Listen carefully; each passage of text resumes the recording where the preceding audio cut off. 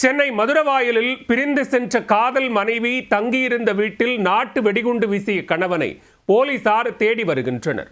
மனைவி மீதான ஆத்திரத்தில் நாட்டு வெடிகுண்டு வீசும் அளவுக்கு சென்ற கணவன் போலீசாரிடம் சிக்குவாரா?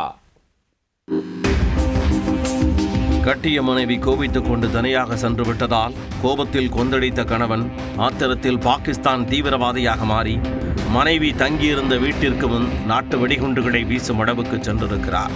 இந்த சம்பவத்தில் மனைவியின் சித்தப்பா நூலிழையில் உயிர் தப்பியிருக்கிறார். அடைக்கலம் கொடுத்த தன்னை அடக்கம் செய்து விடுவார்கள் போல என அச்சத்தில் உறைந்து போயிருக்கிறார் அந்த சித்தப்பா.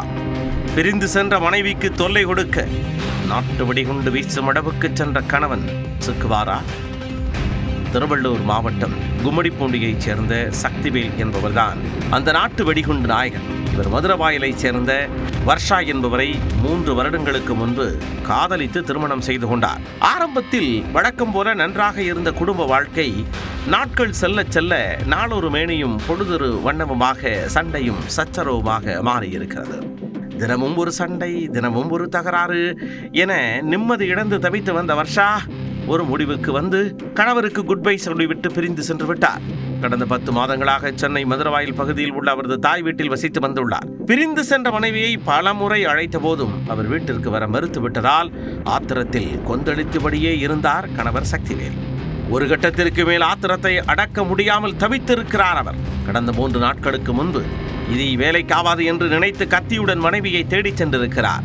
அங்கு வீட்டில் இருந்த மனைவியை கத்தியால் வெட்டி காயப்படுத்திவிட்டு ஏதோ பெரிதாக ஒலிம்பிக்கில் சாதித்து விட்டதை போல குடுகுடுவென தப்பி ஓடியிருக்கிறார். ஆனாலும் சிறு காயம்தான் என்பதால் அதை பெரிதுபடுத்தாத வர்ஷா காவல் நிலையம் செல்லாமல் கடந்து போயிருக்கிறார். உடனே தனது வெற்றி மமதையை நினைத்து பெருமிதம் கொண்ட சக்திவேல் அடுத்த அட்டாக்கிற்கு திட்டம் போட்டிருக்கிறார். அதன்படி நாட்டு வெடிகுண்டுகளை தயார் செய்து ஒரு பையில் எடுத்துக்கொண்டு மனைவியின் வீட்டை நோக்கி சென்றிருக்கிறார். அங்கே வர்ஷாவின் சித்தப்பா ரமேஷ் என்பவர் சாப்பிட்டு விட்டு அப்பொழுதுதான் சாப்பிட்ட துணுக்குகள் பல்லடுக்கில் மாட்டிக்கொண்டது. அதை குத்திக்கொண்டே வாசலில் வந்து நின்றிருக்கிறார். அப்போது 2 சக்கர வாகனத்தில் வேகமாக வந்த சக்திவேல் 2 நாட்டு வெடிகுண்டுகளை எடுத்து சர்ரு சர்ரு என்று வாசலை நோக்கி வீசியிருக்கிறார். அதை பார்த்து மிரண்டு போன ரமேஷ் மான்குட்டி போல தாவி குதித்து மயிரிழையில் உயிர் தப்பினார். அடுத்தடுத்து 2 நாட்டு வெடிகுண்டுகள் வெடித்ததால் அப்பகுதியே அதிர்ந்து போனது. தகவல் அறிந்து சம்பவ இடத்திற்கு வந்த போலீசார் நாட்டு வெடிகுண்டுகளுடன் சுற்றித் திரியும் சக்திவேலை வலை வீசி தேடி வருகின்றனர். இவருக்கு எங்கிருந்து நாட்டு வெடிகுண்டு கிடைத்தது அல்லது அவரே தயாரித்தாரா? இதற்கு பின்னணியில் யார் இருக்கிறார்கள்? மனைவியை கொலை செய்ய துடிக்கும் அளவுக்கு நடந்தது என்ன என்பது குறித்து போலீசார் தொடர்ந்து விசாரித்து வருகின்றனர்.